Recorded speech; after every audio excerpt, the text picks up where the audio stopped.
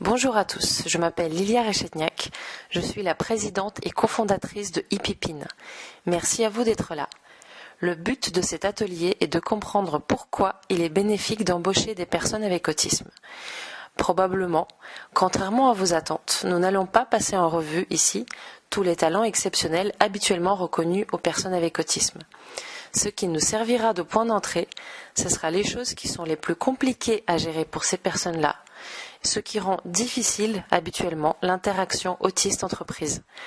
Parce que c'est en dépassant et en dissolvant ces difficultés que l'on y trouve les bénéfices les plus grands, et surtout qui sont vrais aussi bien pour les personnes concernées que pour leur équipe et pour l'entreprise.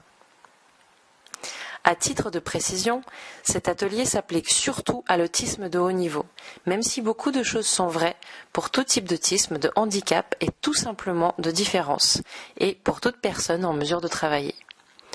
Aussi, ayez bien à l'esprit qu'ici rien n'est exhaustif, et beaucoup de situations sont simplifiées exprès. Le but est de transmettre l'état d'esprit, et non pas un mode d'emploi complet, qui de toutes les façons n'existe pas. Commençons par le plus connu, la communication. Je vais aborder ici deux aspects de la communication. Le premier est la communication qui se rapporte purement au travail, par exemple les consignes, les emails, le rapport avec la hiérarchie. Une personne avec un trouble du spectre autistique a besoin de clarté et d'exactitude. Elle va mal comprendre les phrases et consignes qui ont du flou, de l'implicite et où il y a un terrain pour l'interprétation.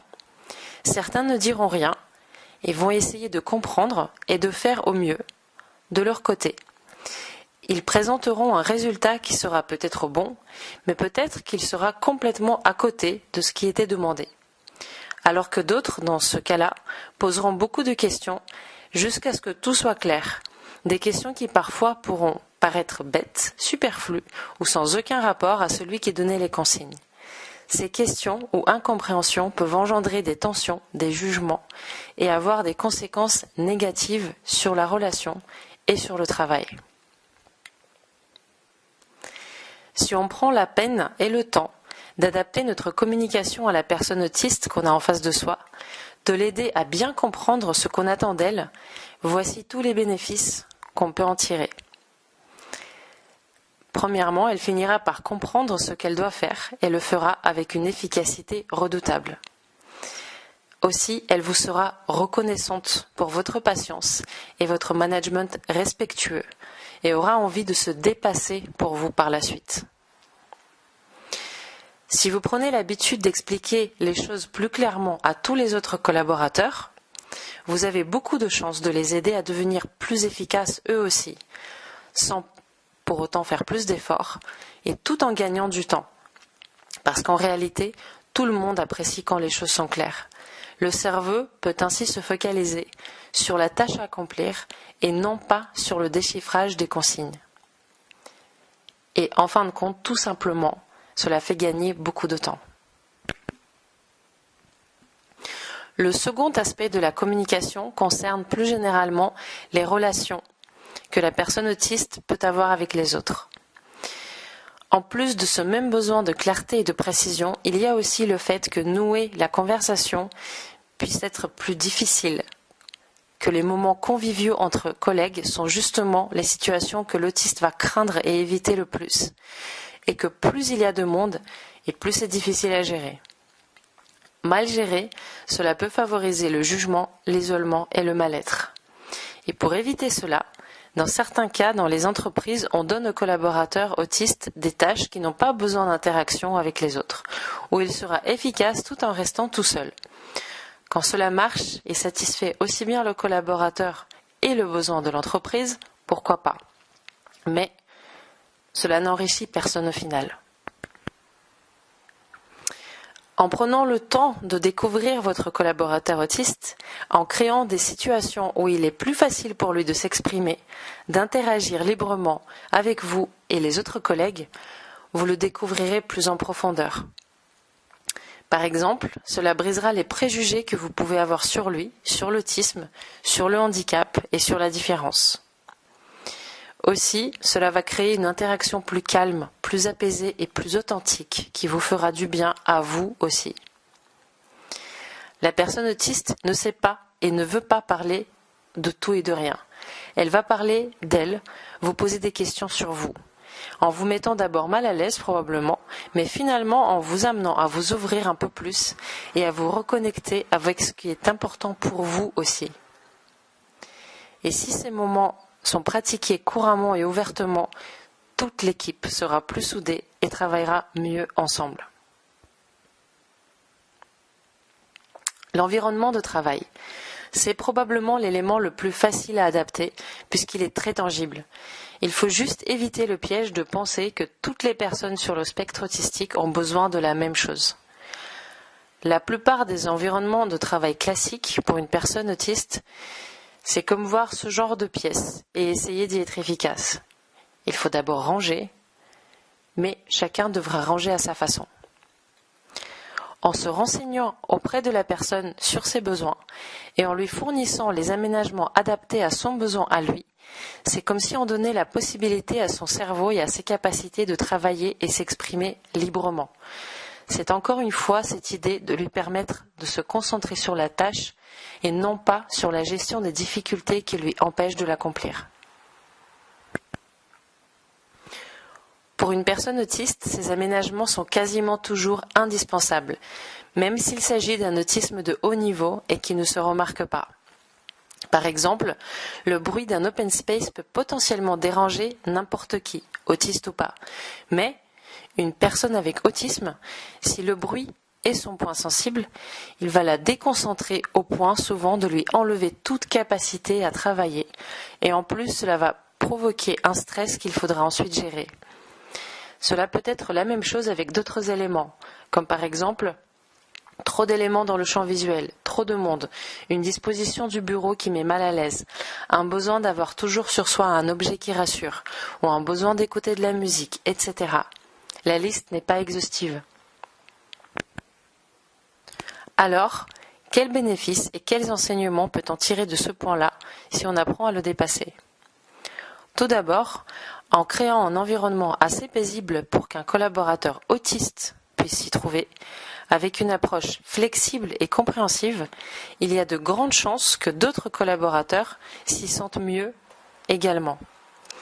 Et si l'on apprend à voir un peu plus long terme, avec plus de profondeur de vision, on comprend que s'adapter à la sensibilité d'une personne est un premier pas pour apprendre à être à l'écoute de la sensibilité de chacun. Et si c'est fait de façon à ce que tout le monde soit gagnant, cela inculque une notion de respect de l'autre, beaucoup plus profonde. Alors, ça passera par certains aménagements, certes, mais aussi par une plus grande souplesse dans l'environnement de travail que l'on mettra en place. Dans certaines entreprises, il y a déjà la possibilité de choisir son environnement en fonction de son besoin du moment. Open space, salle isolée, assis, debout, chaise ou fauteuil, etc. En tant que personne autiste moi-même, même si je n'utiliserai pas forcément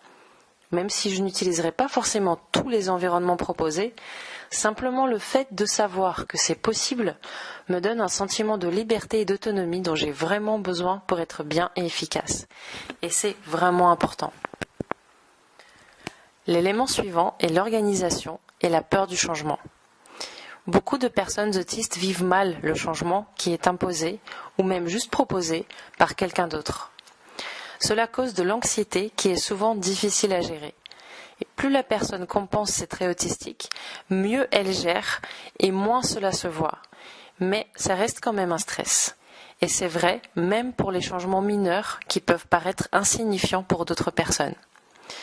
Bien sûr, dans la vie et surtout dans le monde de l'entreprise, les changements sont inévitables. Avoir dans son équipe quelqu'un qui les vit mal à chaque fois, ce n'est pas facile et peut demander du temps et de l'énergie. Et ayant moi-même ces difficultés, je sais qu'on peut apprendre à mieux les gérer, mais je ne suis vraiment pas certaine qu'il soit possible de complètement la maîtriser une fois pour toutes. Alors, il s'agit de composer avec et d'y trouver des avantages. En équipe, le principal avantage que cela peut amener, c'est encore une fois en rapport avec la communication. On ne peut pas annoncer un changement de façon brutale à un collaborateur autiste. Il faut s'y prendre différemment. La façon de faire va varier d'une personne à l'autre. Apprendre à la découvrir et faire l'effort de communiquer d'une façon qui sera paisible pour la personne nous aide à développer notre capacité d'empathie et notre communication bienveillante.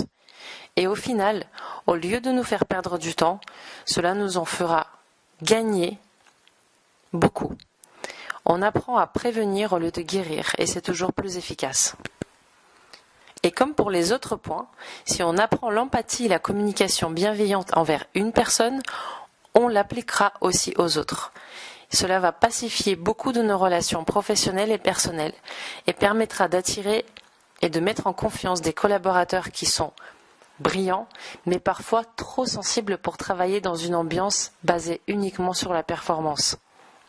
Et aujourd'hui, de plus en plus de personnes commencent à être sensibles à la façon dont le quotidien au travail se passe, à l'ambiance, à l'importance donnée aux relations humaines et au bien-être au travail. Les entreprises ne peuvent plus se permettre de négliger ces points si elles veulent rester compétitives à moyen et long terme. Et surtout avec les nouvelles générations qui arrivent sur le marché du travail, qui ont déjà cet état d'esprit beaucoup plus libre et moins attaché à un emploi. C'est donc une opportunité merveilleuse que d'apprendre à développer ces qualités grâce aux collaborateurs autistes. Et enfin, la différence tout simplement. Là, c'est le point le moins tangible, mais celui qui nous atteint souvent le plus, de différentes façons. Si l'on est honnête avec soi-même, on avouera qu'en voyant quelqu'un de spécial, de, entre guillemets, bizarre, qui sort du cadre des comportements convenus et habituels, eh bien, cela nous gêne et l'on ne sait pas toujours comment se comporter face à ces personnes ou dans ces situations. Face à une personne avec un handicap ou une différence quelconque. Là aussi, c'est un extraordinaire apprentissage pour tout le monde, et un apprentissage qui ne bénéficie pas uniquement à la personne concernée par la différence, mais tout autant, voire même plus, à celui qui est face à elle. Nouer une conversation sur des choses qui vont au-delà du politiquement correct, cela implique de s'ouvrir à l'autre, montrer sa gêne et se montrer vulnérable. Et cela nous fait du bien, car on met le costume et le masque de côté pour un petit moment. Sans vouloir dire de grandes phrases, la vie se ressent vraiment quand on ne porte pas de masque. Les personnes avec autisme ne savent pas en porter, pour la plupart, et celles qui le font plutôt pour arriver à compenser et à s'intégrer. Elles ne savent pas pour autant quel masque porter dans quelle situation, car elles ne comprennent pas vraiment les codes de la société. Et si on regarde un peu plus en profondeur ce qui se passe en chacun d'entre nous, on découvre assez rapidement que c'est exactement le même mécanisme. Il est juste plus apparent chez certains. Beaucoup de traits que l'on dit autistiques se retrouvent chez d'autres personnes. Peut-être pas avec la même intensité et peut-être pas tous à la fois. Mais dans une certaine mesure, nous pouvons tous nous comprendre les uns les autres et trouver des points communs, que l'on soit autiste ou non. La notion de continuum prend tout son sens ici. Où est-ce que se situe la frontière claire entre un autiste et un non-autiste ? Elle n'existe honnêtement que sur le papier qui atteste du diagnostic. Apprendre à sincèrement découvrir le collaborateur autiste nous pousse certes dans nos retranchements, car on n'a pas l'habitude de parler des choses trop personnelles, et avec lui, on n'a pas forcément le choix. Et si on reste assez ouvert à cette expérience, on finit par s'ouvrir à soi-même. À chaque atelier que nous avons fait dans les entreprises, à la fin de chaque exercice, la tendance était très claire. Les collaborateurs trouvent que parler de ce qui rend chacun unique n'est pas évident, mais très salutaire, et devient une véritable source de bien-être au travail.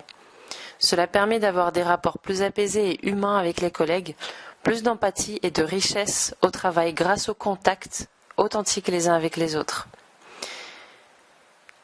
Et ces mots-là, empathie, richesse, communication, bienveillance, ce sont vraiment toujours les mots qui ressortent à chaque fois, sans aucune exception. Voilà pourquoi il est bénéfique d'embaucher et d'intégrer des collaborateurs avec autisme dans les équipes. Au-delà de certaines compétences très spécifiques qu'ils ont et qui peuvent apporter des résultats tangibles et immédiats, il est tout aussi nécessaire que nous apprenions tous à voir bien plus loin que cela, dans ce qui se rapporte plus à nos personnalités, à nos différences, à chacun. C'est peut-être nouveau, pas vraiment confortable pour certains, ou alors pour d'autres ça peut être naturel. Chez Ipipine, nous sommes persuadés que ce n'est même pas l'avenir de l'entreprise, c'est déjà le présent. Et on a des facteurs qui en témoignent, comme par exemple l'augmentation des taux de stress, l'augmentation du nombre des burn-out et l'importance que les salariés accordent au bien-être au travail et à l'environnement de travail. Pour clore cet atelier, j'aimerais revenir sur une notion bien connue en entreprise et qui prend d'autant plus de sens lorsqu'on parle d'intégrer des collaborateurs touchés par des différences perceptibles. La notion d'intelligence collective. Il est logique que pour trouver des solutions efficaces, il faut savoir regarder la situation sous beaucoup d'angles différents. Plus il y a dans une équipe de façons de voir les choses et de réfléchir différentes, plus c'est facile de mettre en place. Le puzzle ne sera complet que lorsque toutes les pièces y seront intégrées. Et c'est pareil pour nous tous. En excluant ce que nous percevons comme des handicaps ou des différences, nous ne pouvons tout simplement pas réussir complètement. Alors qu'en changeant notre façon de penser à la différence, en comprenant que tout le monde est différent et que chacun a son rôle à jouer, nous changeons complètement notre expérience de la vie en général et de la vie en entreprise en particulier. En intégrant la différence, nous intégrons notre propre humanité à notre course pour la productivité. Et en faisant cela, nous rendons notre productivité plus atteignable et plus facile, puisque nous commençons à composer avec tous nos éléments et non plus malgré. Nous augmentons littéralement notre puissance d'action. Merci pour votre écoute.